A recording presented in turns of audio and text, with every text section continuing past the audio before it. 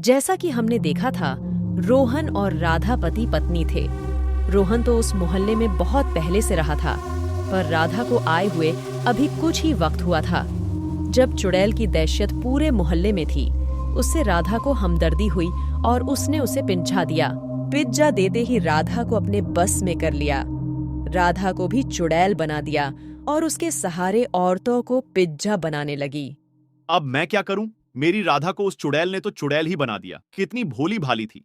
उस पागल को मैंने कितनी बार कहा था कि उस चुड़ैल से इतना हमदर्दी न रखे। मुझे तो अब कुछ समझ नहीं आ रहा कि मैं अपनी राधा को कैसे बचाऊं। रोहन, क्या हुआ? आज तुम्हें ऑफिस नहीं जाना है क्या? आप कब से इधर उधर भटक रहे हैं? मैंने आपका दिन का खाना पैक कर दिया और नाश्ता भी मेज पर लगा दिया है। चलिए खाना खा लीजिए। हाँ हाँ, आ रहा हूं। अब एक चुड़ैल के हाथ का खाना भी खाना पड़ेगा। ये कैसी आफत आ गए हैं?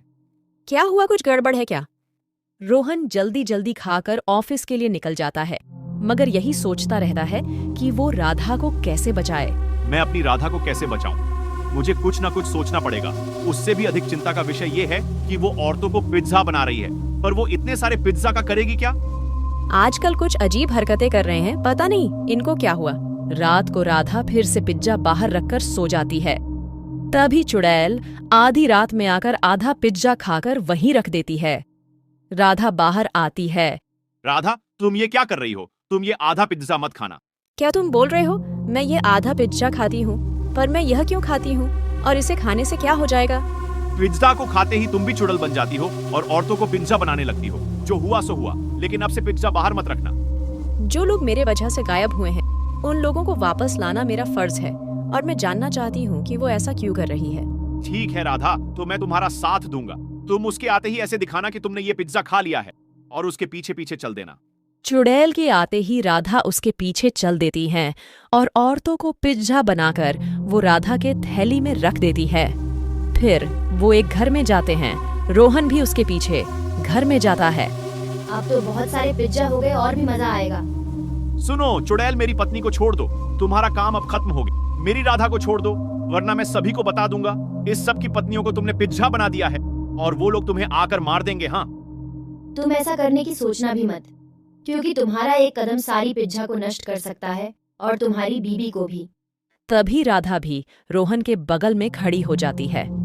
कृपया उन पिज्जा के साथ कुछ न करें, वे किसी की पत्नियां हैं। लोगों ने बहुत धूमधाम से शादी करके अपने घर की शोभा बनाया है।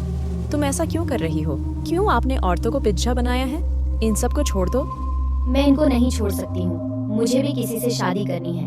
मेरी शादी में पिज्जा नहीं होने के कारण मेरी शादी टूट गई थी। इसलिए मुझे मुक्ति तब मिलेगी जब मेरी शादी में सबके लिए पिज्जा हो और मैं उसी लड़के से शादी करूंगी। चुड़ैल, तुम भी शादी करना चाहती हो? अगर उसने शादी नहीं की तो क्या होगा? तुम ऐसे ही लोगों को पिज्जा बनाती रहोगी?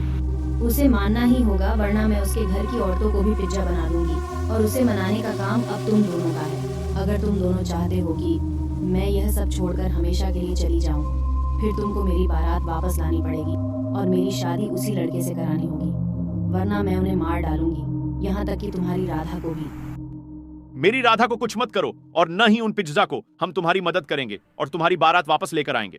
रोहन चुड़ैल के होने वाले पति रमन के पास जाता है। देखो रमन, मैं यहाँ पर आपसे उस लड़की के बारे में बात करने आया हूँ जिससे आपकी शादी होने वाली थी, लेकिन पिज्जा न होने के कारण अपनी शादी तोड़ दी थी। अब वो चुड़ैल बन और उसने मेरी बीवी को कैद कर रखा है और मोहल्ले की बहुत सी औरतों को पिज्जा बना दिया है। तो इसमें मैं क्या कर सकता हूँ? ये आप लोगों की परेशानी है। आप क्या चाहते हैं कि मैं फिर से उससे शादी कर लूं? नहीं, मैं ये नहीं चाहता, लेकिन वो चुड़ैल चाहती है, क्योंकि तुमने पिज्जा कम होने के कारण आपने शादी तोड़ दी। पिज्जा के कारण उससे शादी तोड़ी थी, तो आप उससे फिर से शादी करें और उसके घर बारात लेकर जाएं। अगर मैं ऐसा ना करूं तो? आपके पास और कोई चारा नहीं है, क्योंकि मैं अपनी बीवी को बचाने के लिए और मोहल्ले की औरतों को बचाने के लिए आपको मार सकते हैं, या अगर मैं चुड़ैल से कहूं तो वह आपके परिवार की महिलाओं को पिज्जा बना देगी। नहीं, मैं तैयार हूँ।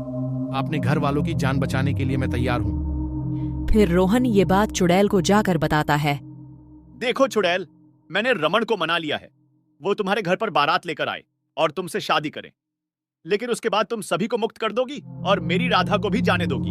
हाँ, ठीक है, मैं भी करने के लिए तैयार हूँ। मैं कोई बुरी औरत नहीं हूँ। मेरी शादी बस पिज्जा न होने की वजह से टूट गई, तो मुझे बहुत बुरा लगा। इसीलिए मैंने ठान लिया कि मैं इस बार इतने पिज्जा बनाऊंगी कि पिज्जा सब खाए और मेरी शादी न टूटे। तुम एक बात बताओ, तुमने तो उन औरतों को ही पिज्जा बना दिया और लोगों को तुम पिज्जा खाने दोगी। लोग तो पिज्जा के साथ साथ उन औरतों को भी खा जाएंगे। कितना गलत काम कर रही हो, तुमने कभी सोचा है?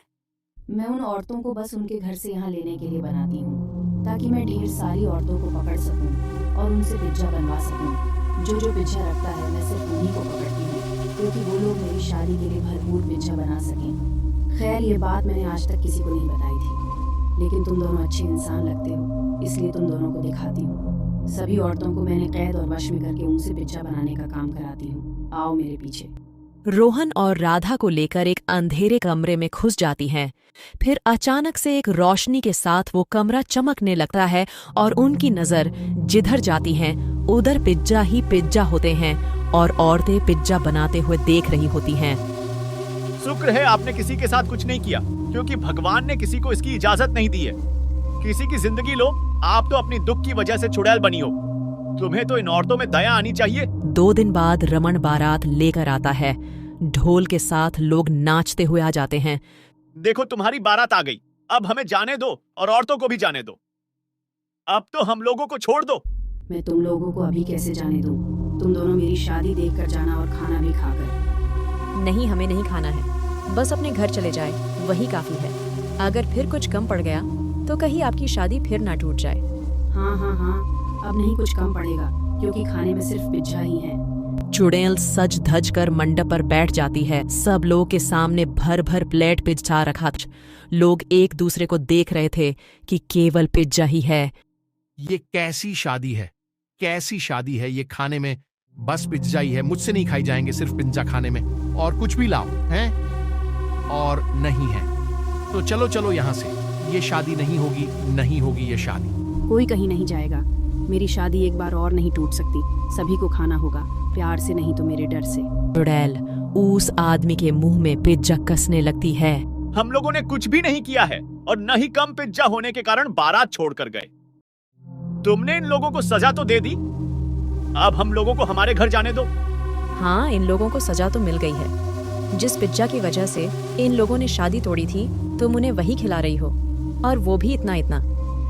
चुड़ैल और रमन की शादी हो गई और बारातियों की तबीयत खराब हो गई क्योंकि उन लोगों ने इतना पिज्जा खाया जितनी जिंदगी में कभी नहीं खाया था। चुड़ैल अचानक से गायब हो गई और सब लोग अपने अपने घर चले जाते हैं। उन औरतों पर से भी उसका वश खत्म हो जाता है और वे सब भी अपने अपने घर लौट आती हैं।